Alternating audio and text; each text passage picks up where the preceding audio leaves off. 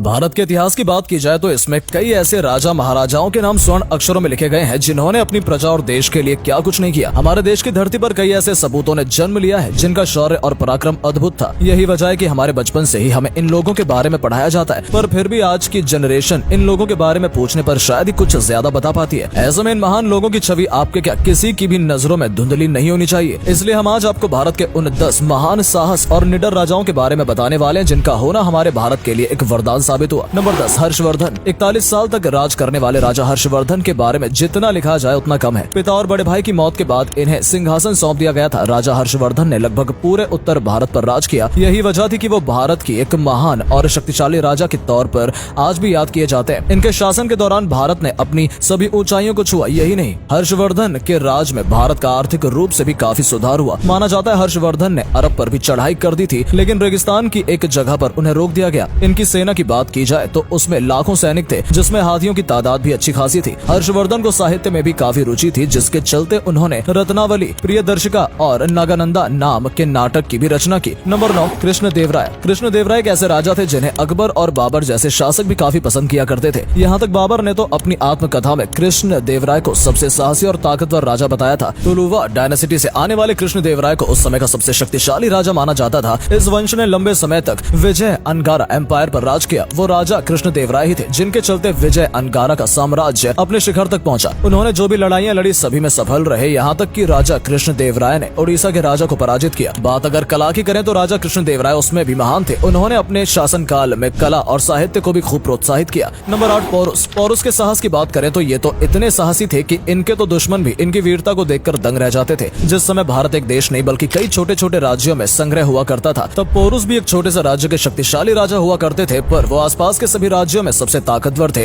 इनकी ताकत का अंदाजा तो अब इसी बात से लगा सकते हैं। इन्होंने अलेक्जेंडर द ग्रेट के लगभग 50,000 की सेना के सामने अपने करीब 20,000 सैनिकों को खड़ा करते समय एक बार भी अपनी जान की फिक्र नहीं की। जहां बाकी राजाओं ने अलेक्जेंडर द ग्रेट के सामने घुटने टेक दिए थे, वहीं पोरुस ने अलेक्जेंडर की सेना का डटकर सामना किया था। और तो और इनके व्यवहार से अलेक्जेंडर खुद इतने प्रभावित हुए कि इनके साथ दोस्ती का हाथ आगे बढ़ा लिया। नंबर 7, महाराणा प्रताप। भारत के स्वतंत्रता सेनानी कहे जाने वाले महाराणा प्रताप के शौर्य की गाथा हम सबने अपने बचपन से ही पढ़ी है। 7 फीट 5 इंच के महाराणा प्रताप की ताकत का अंदाजा उनके भाले से लगाया जा सकता है। महाराणा प्रताप का भाला लगभग 81 किलो का था, जिसे वो हमेशा साथ रखते थे। उनकी 2 तलवार 208 किलो की थी और उनका कवच 72 किलो के आसपास का था। अब आप इसी से इस वीर योद्धा की क्षमताओं का अंदाजा लगा सकते हैं। महाराणा प्रताप एक ऐसे राजा थे जिन्होंने अपनी प्रजा और देश के लिए अपने राज्य तक को छोड़ दिया था और जंगलों में कई सालों तक केवल घास की रोटी खाकर दिन गुजारे थे। महाराणा प्रताप युद्ध के दौरान भी एकदम बराबरी से लड़ते थे, तभी तो दुश्मन की तलवार अगर गिर जाती तो उसे अपनी एक तलवार देकर लड़ा करते थे। यही नहीं, महाराणा प्रताप को जानवरों से एक अलग लगाव था, तभी तो जहाँ इतिहास में महाराणा प्रताप का नाम स्वर्ण अक्षरों में लिखा है, वहीं उनके वफादार घोड़े चेतक के भी खूब चर्चे हैं। नंबर 6, अशोका। अशोका एक ऐसे सम्राट थे जिनका निशान आज भी हमारे तिरंगे में समाया हुआ है। भारत के तिरंगे पर बना अशोक चक्र इन्हीं की देन है। इनके द्वारा बनाए गए 5 स्तंभ सरनाथ, इलाहाबाद, वैशाली, दिल्ली और सांची को आज देखने के लिए दूर दूर से लोग आते हैं। इतिहास गवाह है कि शुरुआती दिनों में जो राजा बेहद क्रूर होने की वजह से जाना जाता था, वहीं एक समय पर अपनी दरिया दिली के चलते देवप्रिया के नाम से जाना जाने लगा। एक समय था जब अशोका ने गद्दी का सुख भोगने के लिए अपने ही 99 भाइयों को मौत के घाट उतार दिया था, पर कल को जीतने के लिए जब लाखों लोगों का खून पानी की तरह बहाया तो अशोका का दिल ये देखकर सहम गया और उन्होंने ये सब छोड़ शांति और प्रेम से रहने की ठान ली। सम्राट अशोका ने अपने आदेशों और आदर्शों को लोगों तक पहुंचाने के लिए कई मूर्तियों और स्तंभ का निर्माण किया जिन पर आदर्श वाक्य और आदेश लिखे गए थे। नंबर 5, अकबर। भारत के इतिहास में अकबर का शासन बहुत महत्वपूर्ण माना जाता है। अकबर ने मुगल साम्राज्य को 3 गुना ज्यादा बढ़ा दिया था। जहां एक तरफ वो अपने राज्य को बढ़ाने पर ध्यान देते थे, तो वहीं उन्होंने महिलाओं, धर्म और शिक्षा के लिए भी कई ऐसे काम किए जिन्हें बुलाया नहीं जा सकता। मुगल काल में अकबर इकलौते राजा थे जिन्होंने हिंदू मुस्लिम एकता पर जोर दिया। साथ ही खुद कम पढ़े लिखे होने के बाद भी इन्होंने कई पुस्तकालय का निर्माण कराया जिनमें कई भाषाओं के किताबों का भंडार था। इसके साथ ही अकबर ने अपनी प्रजा की बेहतरी के लिए एक से बढ़कर एक योजनाएं बनाई। अकबर की अगर सेना की बात की जाए तो वो भारत के सबसे ताकतवर सेनाओं में से एक थी, पर अकबर अपनी सेनाओं का कम बल्कि अपनी तेज बुद्धि का ज्यादा इस्तेमाल किया करते थे। तभी तो ये केवल संघ और शादियों के जरिए ही कई राज्य जीत लिया करते थे। नंबर 4, समुद्रगुप्त। गुप्त राजवंश के दूसरे राजा और भारत के नेपोलियन कहे जाने वाले समुद्रगुप्त को कौन नहीं जानता। बचपन से ही अपनी बेहतर क्षमताओं के चलते पिता समुद्रगुप्त प्रथम ने उन्हें अपना उत्तराधिकारी घोषित कर दिया, जिसके बाद तो पूरे भारत में सिर्फ समुद्रगुप्त का ही राज था। इन्होंने अपने दम पर नॉर्थ से लेकर साउथ तक पूरे भारत को फतेह कर लिया था। इनके पास जो सेना थी